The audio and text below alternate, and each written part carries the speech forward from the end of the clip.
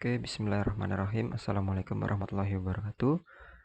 Pada kesempatan kali ini saya akan mereview mengenai pembahasan kesehatan dan keselamatan kerja dari bab 1 sampai bab 6. Nah, sebelumnya perkenalkan, nama saya Brilian Jamra Rifuat dengan NIM 33362000055 dari Teknik Sipil Universitas Sultan Ageng Tirtayasa. Nah, di bab 1 itu ada pengantar. Bab 1 itu berjudul pengantar K3 dan lingkungan. Nah, sebab-sebabnya itu ada dasar-dasar K3, dasar-dasar hukum K3, pentingnya K3L, kecelakaan kerja, sama teori efek domino. Nah, dasar-dasar K3. Nah, itu pertama ada lambang K3. Nah, ini lambang dari K3. Nah, habis itu ada tanda palang. Itu artinya bebas dari kecelakaan dan penyakit akibat kerja. Terus ada roda gerigi. Artinya bekerja dengan kesegaran jasmani dan rohani. Terus ada 11 gerigi roda, itu artinya tuh terdapat 11 bab dalam Undang-Undang Nomor 1 Tahun 1970 tentang K3. Terus ada efek domino. Nah, efek domino itu diciptakan oleh H.W. Henrich, perintis keselamatan kerja di Amerika Serikat. Nah, teori dia itu teori ternama yang menjelaskan terjadinya kecelakaan kerja. Menurut Henrich, 98% kecelakaan kerja disebabkan oleh tindakan yang tidak aman. Nah, untuk mencegah kecelakaan dengan menghilangkan tindakan tidak aman sebagai penyebab kecelakaan. Jadi kita cegah salah satunya biar nggak beruntun gitu, kecelakaannya nggak terus-terusan, nggak sampai parah. Nah, kemudian di bab selanjutnya itu ada fasilitas dan prosedur darurat pada proyek konstruksi. Nah, ini subbabnya itu ada fasilitas proyek. Nah, di fasilitas proyek itu ada yang umum sama ada yang khusus. Nah, gitu. Kayak kalau khusus tuh kayak ada masjid. Nah, kalau umum tuh kayak jalan-jalan gitu, yang buat akses jalan. Terus ada keadaan darurat. Nah, keadaan darurat itu ya keadaan darurat di saat di suatu proyek gitu, kayak misalnya ada kebakaran, ada kecelakaan kerja gitu, itu keadaan darurat. Terus ada tanggap darurat. Tanggap darurat itu berarti seorang pekerja yang tanggap darurat. Jadi apa yang harus dilakukan sama pekerja itu kalau lagi dalam keadaan darurat gitu. Nah, terus ada pertolongan pertama. Nah, ini kalau ada yang cedera, luka, atau saat terjadi suatu kecelakaan gitu atau keadaan darurat. Nah, hal pertama kali apa yang harus kita lakukan sebagai pekerja gitu. Sama ada pengendalian. Pengendalian itu ya sebagai pekerja kita harus bisa setidaknya meminimalisir hal-hal yang tidak diinginkan di suatu proyek gitu. Nah, di bab selanjutnya itu ada pedoman praktek K3L. K3 itu kesehatan dan keselamatan kerja dan lingkungan. Pada lokasi pekerjaan konstruksi itu pertama ada inspeksi. Nah, inspeksi itu adalah pemeriksaan yang dilakukan dengan melakukan observasi langsung. Nah, inspeksi itu terbagi dua, ada inspeksi umum, ada inspeksi khusus. Nah, inspeksi umum itu terbagi lagi menjadi dua, ada inspeksi yang terencana sama tidak terencana. Terus bekerja di ketinggian. Nah, bekerja di ketinggian itu jatuh dari ketinggian adalah penyebab kematian akibat kecelakaan yang terbesar. Jadi bekerja di ketinggian itu kecelakaan tertinggi, ya kan? Nah, maka dari itu kita harus berhati-hati saat bekerja di ketinggian. Terus ada ajungan kerja yang aman. Nah, ajungan kerja yang aman tuh salah satunya itu harus lebar minimal platform atau lantai kerja itu minimal 60 cm. Ini salah satu dari ajungan kerjanya. Nah, di bab selanjutnya itu ada pedoman praktek K3L pada pekerjaan perancah. Nah, ya kan? Nah, pertama itu ada definisi perancah atau scaffolding.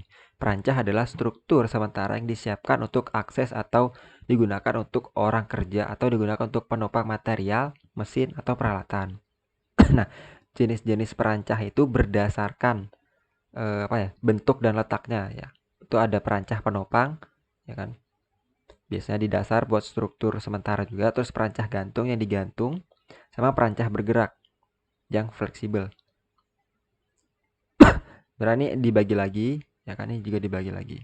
Ini salah tiganya menjadi jenis perancah berdasarkan letak dan bentuknya. Terus ada hal yang perlu diperhatikan sebelum menggunakan perancah, itu ada kecelakaan pada saat menggunakan perancah.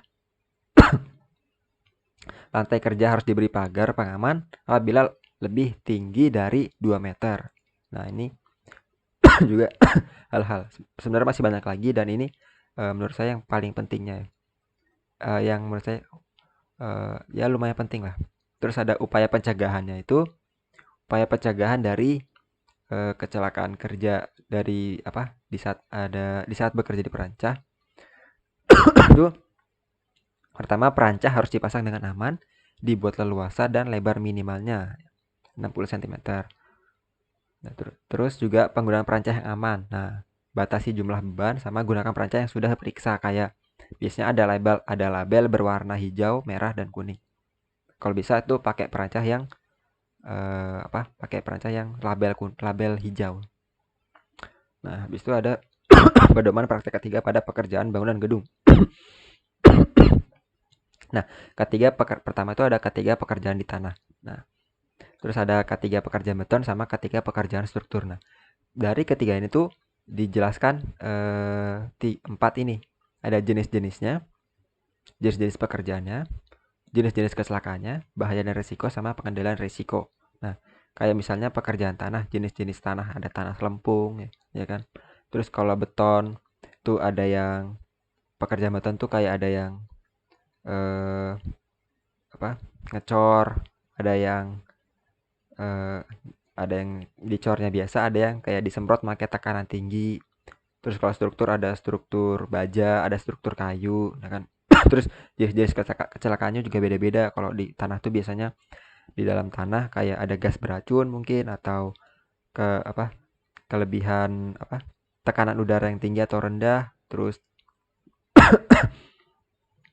kesulitan berkomunikasi, ya kan. Terus ada kalau pekerjaan beton tuh biasanya debu, terus terkena beton segar. Nah, terus kalau di struktur tuh misalnya terpleset atau tertusuk struktur baja. Terus bahaya dan risikonya juga beda-beda. Sama ada pengendalian risikonya. Biasanya tuh pengendalian risikonya yang pertama udah pasti harus pakai safety harness. Nah, kalau di tanah tuh yang identik dengan pekerjaan tanah tuh pakai masker oksigen. Kalau pekerjaan beton sama struktur tuh wajib safety harness. Terus pedoman pekerjaan di ruang terbatas dan muatan dan barang. Ada pekerjaan di ruang terbatas, itu hampir sama kayak pekerjaan di tanah, kayak tergantung dari ruang terbatasnya. Kayak biasanya ruangnya tuh udah pasti sempit, pencahayaannya kurang biasanya, ya. Terus ada dan ada terdapat gas beracun gitu. Di sini tuh juga harus pakai namanya masker oksigen. Terus muatan dan barang, berarti pengangkutan barang gitu, kita harus pengikatannya harus yang benar.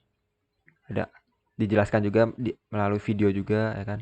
Terus ada penanganan barang, setiap barang tuh beda-beda, ada yang bisa pakai manual, ada yang harus pakai mesin atau alat bantu.